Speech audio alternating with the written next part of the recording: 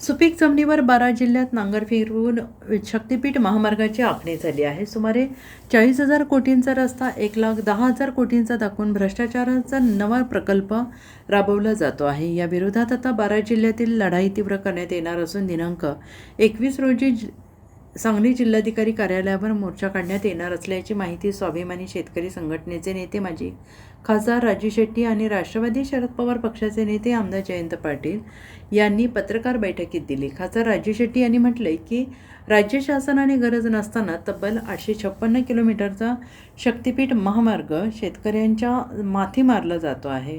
वास्तविक या महामार्गाला पर्यायी असा रत्नागिरी नागपूर हा राष्ट्रीय महामार्ग आहे, तरी देखील या महामार्गाचा अट्टहास केला जातो आहे. या शक्तीपीठ महामार्गासारख्या मोठ्या प्रकल्पाच्या माध्यमातून भाजप हा सर्वात श्रीमंत पक्ष बनू लागलेला आहे. या महामार्गामुळे तब्बल 25,000 एकर शेती बाधित होणार आहे, त्यापैकी 18,000 एकर शेती बागायती आहे. तसेच या महामार्गामुळे सांगली, कराडा, वाळवा आणि पुढे शाहूवाडीपर्यंत पुराचे परिणाम दिसणार आहे. त्यामुळे हा महामार्ग शेतकऱ्यांना आणि शेतीला पुराच्या खाईत लोटणारा ठरेल. या विरोधात दिनांक 21 रोजी सकाळी 11 वाजता जिल्हाधिकारी कार्यालयावर मोर्चा काढण्यात येणार आहे. या मोर्चात आमदार जयंत पाटील, खासदार विशाल पाटील, आमदार विश्वजित कदम सहभागी होणार आहेत. क्रांतिसिंह नाना पाटील यांच्या पुतळ्यापासून जिल्हाधिकारी कार्यालयावर मोर्चा काढण्यात येणार आहे.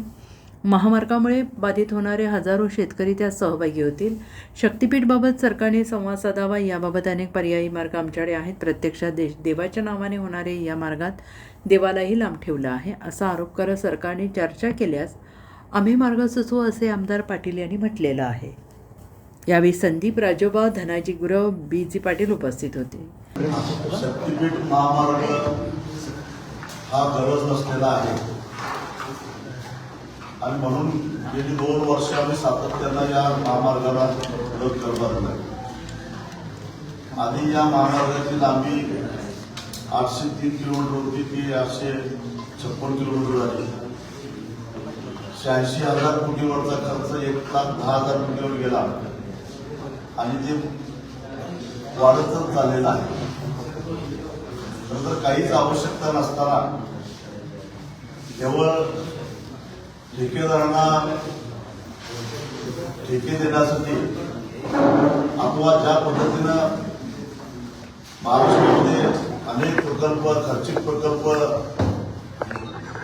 उभे करून भारतीय जनता पक्ष हा सगळ्यात मोठा श्रीमंत पक्ष झालेला आहे, त्या हेतून असेल 40-42,000 कोटीमध्ये पूर्ण होणारा हा रस्ता 1,10,000 कोटी रुपयांमध्ये करण्याचा घाट घातलेला आहे. पण मुद्दा असा आहे की याची काहीच गरज नाही, कारण नागपूर रत्नागिरी महामार्गाचा कोल्हापूरपर्यंतचा जो मार्ग आहे तो या नियोजित शक्तीपीठ महामार्गाला बरोबर समांतर आहे. आणि आधी राष्ट्रीय महामार्ग प्राधिकरणानं बांधून पूर्ण केलेला तो रस्ता पूर्ण क्षमतेनं चालत नाही आहे. क्षमतेच्या केवळ 25%च वाहतूक त्याच्यामध्ये होत असताना त्याला समांतर रस्ता करण्याची काहीही गरज नव्हती, तरी हा रस्ता करायचाच असा अट्टहास राज्य सरकार करतंय. एक तर याच्यामध्ये 25,000 एकर जमिनीपैकी जवळपास 18,000 एकर जमीन ही बागायत जमीन आहे. हे 1,10,000 कोटी रुपये शेवटी प्रवाशांना त्या रस्त्यावरून प्रवास करत असताना टोलच्या माध्यमातून परत द्यायचे आहेत. आधीच महाराष्ट्रावर प्रचंड कर्ज असताना 1,10,000 कोटी कर्जाची गरज नाही आणि म्हणून हा रस्ता रद्द करावा. आम्ही 12 जिल्ह्यामध्ये जाऊन आलेलो आहोत. 16 तारखेला आमचे परभणीला मोर्चा आहे, 17ला हिंगोलीला आहे. सगळीकडं शेतकऱ्यांचा विरोध आहे आणि म्हणून सांगली जिल्ह्यातल्या शक्तीपीठ बाधित, त्याचबरोबर शक्तीपीठ महामार्गामुळं संभाव्य पूर बाधित या सगळ्या शेतकऱ्यांना घेऊन आम्ही 21 ऑगस्टला क्रांतिसिंह नाना पाटील यांच्या पुतळ्यापासून जिल्हाधिकारी कार्यालयावर सकाळी 11 वाजता एक प्रचंड मोठा मोर्चा काढणार आहोत.